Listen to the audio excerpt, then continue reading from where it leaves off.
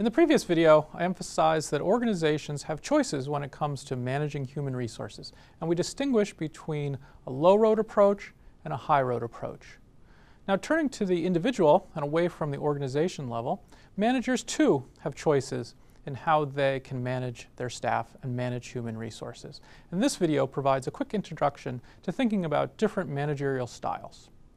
Now, this low-road, high-road metaphor, however, is probably a poor one when thinking about individual managerial styles. Instead, you need to think about adopting different styles for different situations, not just choosing between, say, a high road and a low road. Now, there's a lot of different ways of characterizing different managerial leadership styles. I'm going to use a popular framework based on 6 different managerial styles. The 6 different managerial styles in this approach are coercive, authoritative, affiliative, democratic, pace-setting, and coaching. Now, I'm first going to quickly run through each of the 6, and then we'll revisit each of them to think about good situations and poor situations where these styles are a good fit, situations where these styles aren't as strong of a fit. Okay, first, the coercive leader. A coercive leader is headstrong and authoritarian. This type of leader wants employees to comply and to obey. So in a sense, they say, do it this way, and motivate by threats.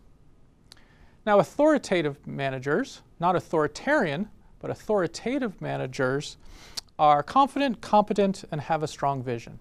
And so their key goal is to get employees to mobilize towards a vision. In a sense, they say, come with me, and motivate by persuasion and feedback. Now, in an affiliative style, people and relationships are the most important. And so these types of managers essentially want employees to be happy. And their catchphrase would be, people come first. And they motivate employees through building relationships with them and helping them build relationships with each other. A democratic style is a participative style. This leader builds trust, respect, and commitment through listening and employee participation. So in a sense, they say, what do you think? And motivate through inclusion. Now, pace-setting managers, by contrast, are real go-getters. So they set high standards for themselves and expect their employees to follow their example.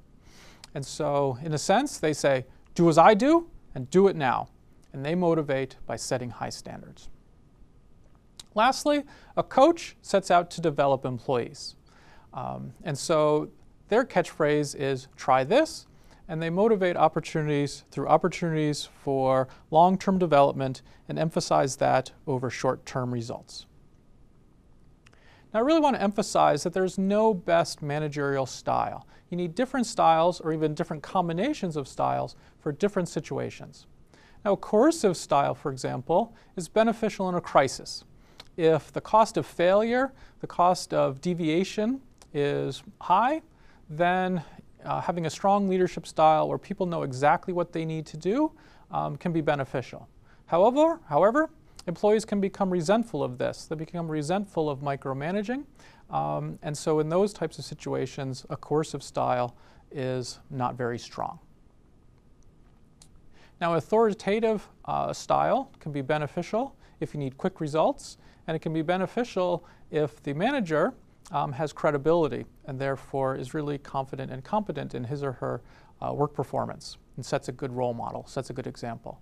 However, this can sometimes become arrogant or become authoritarian, in which case this becomes a negative rather than positive leadership style.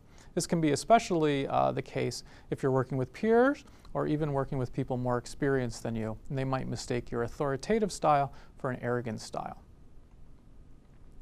Now, affiliative approaches are beneficial in stressful situations where relationships are important, or it can be useful when trust is broken down and you need to rebuild trust by rebuilding relationships. However, in this approach that emphasizes relationships over performance per se, if employees need feedback and they need stronger supervision, then this is not a strong style. Also, the emphasis on relationships over results can sometimes have this workplace devolve into a situation where mediocrity is acceptable, and clearly that's not a good situation. A democratic style is beneficial when you need buy-in And it can work well when employees want to participate, they want to share their ideas, they want to be included. However, think of a situation where employees don't want that. They don't have that motivation, or they don't have the expertise to contribute ideas. In that case, a democratic leadership style is not strongly suited. Also, there's the risk that a democratic style ends up with too many meetings, too many decisions. And so if that's the case, then this isn't necessarily a strong management style. A pace-setting style can be useful and beneficial when you need quick results, because remember, pace-setting managers are setting a high example and expecting others to follow along. And if employees have the motivation and the skills to follow along, then this can also be a beneficial, positive managerial style. However, if employees need more direction, need more coordination, and not just follow my example, then this isn't necessarily a very strong or successful managerial style. Also, if employees become more concerned with trying to figure out what you want rather than figuring out their own good ways for delivering effective job performance, then this can reduce morale and lower trust, and therefore be a negative managerial style. Lastly, coaching can be beneficial when employees need their strengths developed and when they're motivated to develop those strengths. However, if employees don't have that interest, or if the manager lacks the expertise to correctly diagnose employees' strengths and weaknesses, then this coaching style is not necessarily a very strong one. This also isn't a very strong managerial style in a crisis. So again, I want to emphasize that there is no one best style for managing employees. Now, research indicates that the authoritative style is the single most effective managerial style, but even that one, as we've seen, isn't perfect for all situations. Rather, you need different styles, in fact, a different combination of styles for different situations. So work on mixing and matching different types of managerial strategies, managerial styles from your palette of options. And to do this, you need to understand yourself while also understanding others and managing relationships. This requires self-awareness as well as social awareness.